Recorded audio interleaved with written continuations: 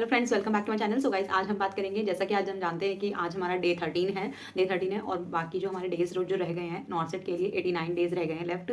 सो अब स्टार्ट करते हैं अपनी वीडियो को एंड तक देखना, लाइक शेयर सब्सक्राइब करना मत भूलना, ठीक है। तो जो मैंने टॉपिक चूज़ किया है आज का, जैसे हमारा कोड ब्लू, जब पेशेंट अनकॉन्शियस हो जाता है, हमारी नर्सिंग रिस्पॉन्सिबिलिटी क्या होती है, तो उससे रिलेटेड, या फिर चेस्ट कंप्रेशन कितने होते हैं, उससे रिलेटेड मैंने कुछ क्वेश्चन डाले हैं। I hope you understood this kind of things and video को एंड तक देखना और लाइक शेयर सब्सक्राइब करना मत भूलना। तो स्टार्ट करते हैं वीडियो को। फर्स्ट क्वेश्चन जो है हमारा, the nurse enters the room and finds the client patient lying on the floor, which action should the nurse perform first. हमें क्या एक्शन करना है सबसे पहले? हमें जब भी पेशेंट को हमें अनकॉन्शियस दिखता है तो हमें क्या करना होता है? सबसे पहले हमें ये देखना होता है कि पेशेंट का कॉन्शियस लेवल चेक करना है, ठीक है। अगर पेशेंट रिस्पॉन्ड नहीं कर रहा है, पेशेंट का कॉन्शियस लेवल चेक करना है सबसे पहले, उसको सेफ प्लेस पे लेकर आना है और उसके साथ साथ हमें उसका कॉन्शियस लेवल चेक करना है। पेशेंट इज रिस्पॉन्सिव, हम उससे पूछेंगे कि what how are you and what's your name, ये सब चीज़ ऐसे करके पूछेंगे, टैप करेंगे शोल्डर को, उसका कॉन्शियसनेस चेक करेंगे, ठीक है।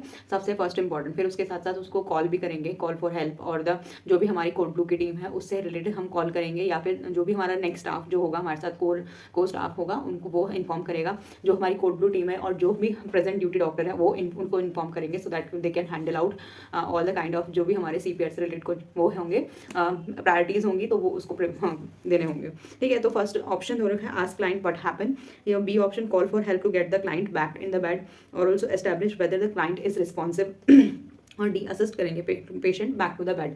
सबसे पहले हमें क्या करना है, मोस्ट इंपॉर्टेंटली सबसे पहले हमें देखना है कि पेशेंट इज रिस्पॉन्सिव और नॉट। अगर पेशेंट रिस्पॉन्सिव है, पेशेंट को रिस्पॉन्स सबसे पहले हमें पेशेंट का रिस्पॉन्स चेक करना है।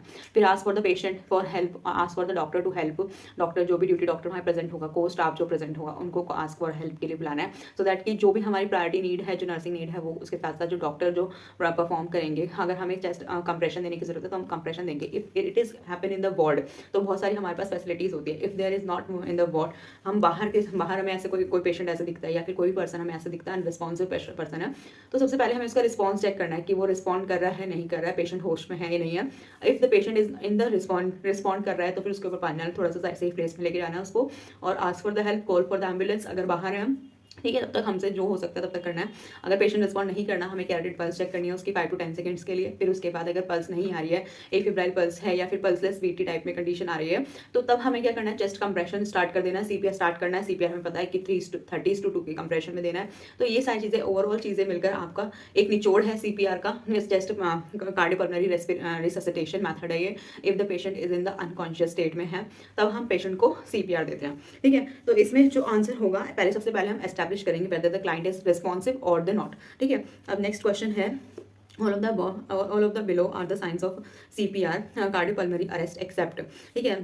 फर्स्ट ऑप्शन है constriction of the pupil, second है immediate loss of the consciousness, C for dilatation of the pupil and D for absence of pulse, ठीक है। तो इसमें क्या हो रहा है, that will be the condition. First option जो है कंस्ट्रिक्शन ऑफ द प्यूपिल, कभी भी constriction of the pupil, normally हमारी कंस्ट्रिक्शन ऑफ द प्यूपिल होती है, ठीक है। ये नॉर्मल कंडीशन है। CPR के टाइम पे कार्डियोपल्मोनरी अरेस्ट जब हो जाता है, प्यूपिल क्या जाती है, हमारी डायलेट हो जाती है, प्यूपिल कभी भी कॉन्स्ट्रिक्ट नहीं होती है, ठीक है। इमीडिएट लॉस ऑफ कॉन्शियसनेस, हाँ ठीक है, और डायलेटेशन ऑफ द प्यूपिल ठीक है, एब्सेंस ऑफ द पल्स ठीक है। First option would be the right answer. Except पूछ रखा है कि CPR कार्डियोपल्मोनरी अरेस्ट के टाइम पे क्या नहीं होगा, डायलेटेशन ऑफ द प्यूपिल होगी, एब्सेंस ऑफ पल्स होगा, ये सब चीज़ें होंगी, लेकिन क्या नहीं होगा, कॉन्स्ट्रिक्शन ऑफ द प्यूपिल नहीं होगा। Option A would be the right answer, ठीक है। अब इसमें क्वेश्चन पूछ रखा है compression to the ventilation ratio क्या होगा, ये आपको पता भी होगा, जैसे आज सबको पता रहता है CPR के टाइम पे हमारा कंप्रेशन इज टू रेस्पिरेशन, और the rescuer ratio compression to ventilation ratio क्या होता है, जो हमारा अडल्ट में क्या होता है, इन्फेंट में क्या होता है, और न्यूनेट्स में क्या होता है। आपको ये तीनों चीज़ें पता होनी चाहिए, ठीक है। तो हमें क्या, जब भी अब इसमें क्वेश्चन पूछा जाता है कि सिंगल रेस्क्यूअर है या फिर 2 रेस्क्यूअर है, तो इसमें हमें जब भी ऐसे क्वेश्चन पूछा जाएगा इन केस ऑफ अडल्ट में, अगर सिंगल रेस्क्यूअर है तो तभी भी हमारा compression is to ventilation ratio जो होगा 30:2 के रेशियो में होगा। 30 टाइम हम कंप्रेस करेंगे और 2 टाइम्स हम वेंटिलेट करेंगे टू द पेशेंट, ठीक है। इसमें जो हो रहा है, अब फर्स्ट ऑप्शन अब बोला गया, क्वेश्चन फर्स्ट है the compression to the ventilation ratio in the adult CPR in case of the single rescuer. अगर सिंगल रेस्क्यूअर है, यानी कि सिंगल एक ही जना करने वाला, सिर्फ आप अकेले हो, ठीक है, आपके साथ और कोई हेल्पर नहीं है, तब आप क्या करोगे, 30 कंप्रेस करोगे, चेस्ट को 30 टाइम्स कंप्रेशन करोगे, और फिर उसके बाद 2 टाइम्स को उसको वेंटिलेट करोगे पेशेंट को, ठीक है। ऐसे इस टाइम करना है, और 1 मिनट में 100 टाइम्स कंप्रेशन होना चाहिए आपका, तो 100 टाइम्स यानी कि 5 साइकिल्स आपको रिपीट करनी है 1 मिनट में, ठीक है। इस तरीके से करना है। अब उसके बाद अगर नेक्स्ट क्वेश्चन है compression to the ventilation ratio in the adult CPR in case of the 2 rescuer. अगर 2 रेस्क्यूअर है, यानी कि आपके साथ आपका कोवर्कर जो भी को स्टाफ है वो भी है, दो लोग हैं, तो यानी कि तब भी आपका जो chest compression is to ventilation ratio जो होगा सेम होगा इन केस ऑफ अडल्ट में। ये ध्यान में रखना, ये मोस्ट इंपॉर्टेंट चीज़ है, हमेशा कंफ्यूजन रहती है। कि सिंगल रेस्क्यूअर में क्या होता है, डबल रेस्क्यूअर। सबसे पहले आपको रेस्क्यूअर पता होना चाहिए। रेस्क्यूअर का मतलब सिंगल, आप सिर्फ अकेले हो, ठीक है। करने वाले कंप्रेशन और वेंटिलेशन करने वाले आप अकेले हो, सिंगल रेस्क्यूअर। और दो रेस्क्यूअर क्या मतलब आपके साथ एक और जना है, वो आपको chest into compression ventilation ratio जो होना है वो सेम रहेगा इन केस ऑफ अडल्ट में, ठीक है। 30:2 ही रहेगा, चाहे वो सिंगल रेस्क्यूअर हो चाहे वो दो रेस्क्यूअर हो, इन दोनों में कोई फर्क नहीं पड़ेगा इन केस ऑफ अडल्ट में, ठीक है। आप ऑप्शन बोल रखे हैं 5:2 होगा, 15:2 होगा, 30:2 होगा या 2:30 होगा। तो 30:2 जो होगा the right answer for the question fourth जो है हमारा 30:2 compression. If the single rescuer होगा तो भी हमारा 30:2 का कंप्रेशन होगा, और अगर हमारा दो रेस्क्यूअर होंगे तब भी हमारा 30:2 कंप्रेशन होगा इन केस ऑफ अडल्ट में, ठीक है। ये दो चीज़ें, दो बातें ध्यान में रखनी है। अब नेक्स्ट क्वेश्चन है the compression to the ventilation ratio for the CPR in the child or infant in case of one rescuer।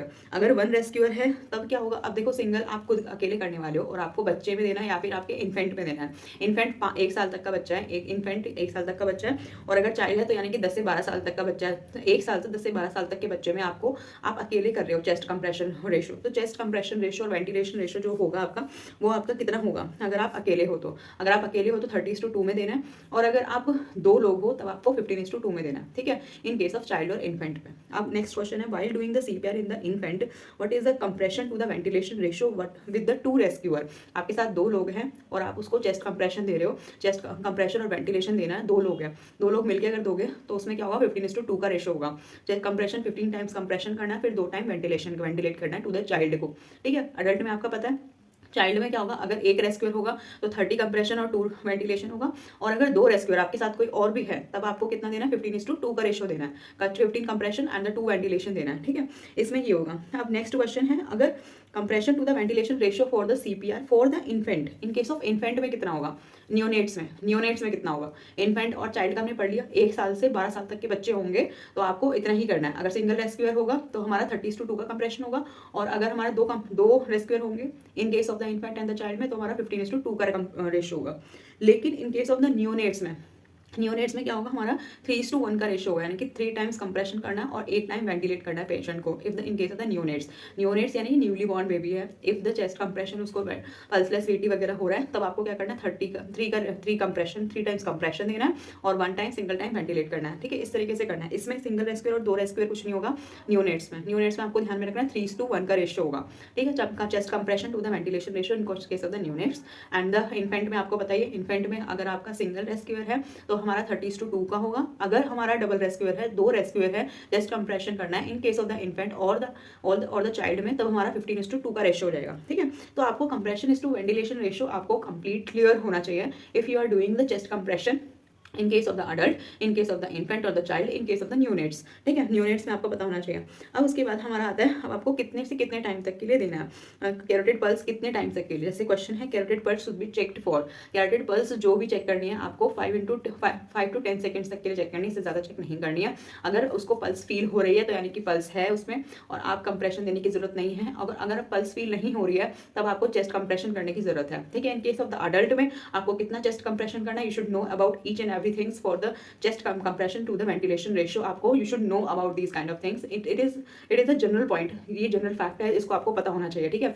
अगर in case of the emergency if you are only one in the road side, और अगर road side में आपको unconscious patient मिल जाता है, unconscious है कोई भी, तो आपको और आप फ्रॉम द मेडिकल प्रोफेशन से हो, नर्सिंग प्रोफेशन से हो, तो यू शुड नो कि इमरजेंसी कंडीशन में how to deal the unconscious patient, ठीक है। तो आपको you should know about each and everything for the chest compression.